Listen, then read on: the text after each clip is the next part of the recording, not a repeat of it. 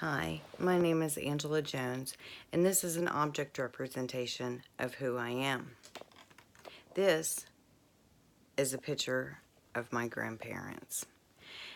They raised me and my family to have morals, values, and religious beliefs. I was brought up to be very family orientated. That family was one of the most important things. Family would always be there for you. When nobody else would, your family would be there for you.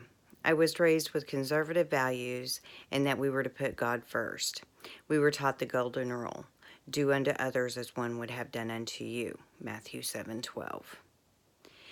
Family is one of the most important things to me. We were raised as brothers and sisters and as best friends. We were always there for each other, and we always are there for each other in our family. I've tried to raise my daughter the same way, with the same morals, values, and beliefs, and to put family first. I would not be who I am today without the love and support of my family and how they raised us. I was truly blessed to be able to be raised with that upbringing. We were taught to take care of ourselves, but we were also taught to be there for our family, be there for each other, and help each other out. We were also taught that we put God first, as God was always watching over us. My grandmother always said to me, I can still hear her voice, pretty is as pretty does.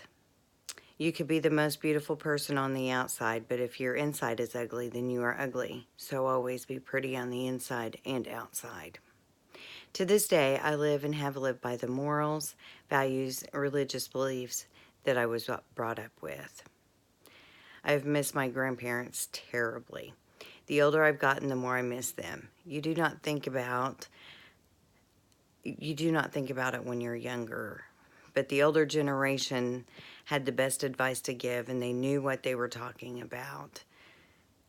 I wish I had written down all of the stories that my grandmother and my grandfather told me about the Great Depression and riding in covered wagons and how the family was always there to help each other out, and they lived next door to each other so they could be there for one another. In fact, most of my family lives next door to each other now, so that still stands true to this day. But the older generation lived through very rough times. They lived through the Great Depression and not being able to eat, and the Dust Bowl in Oklahoma. They lived through a lot of things, and so they knew a lot of things. They only had their faith in God and their family to count on, to be there for one another. I pray that one day, that when my daughter is older, she will remember the words of her grandparents and what they were able to teach her, because without my family, I am nothing.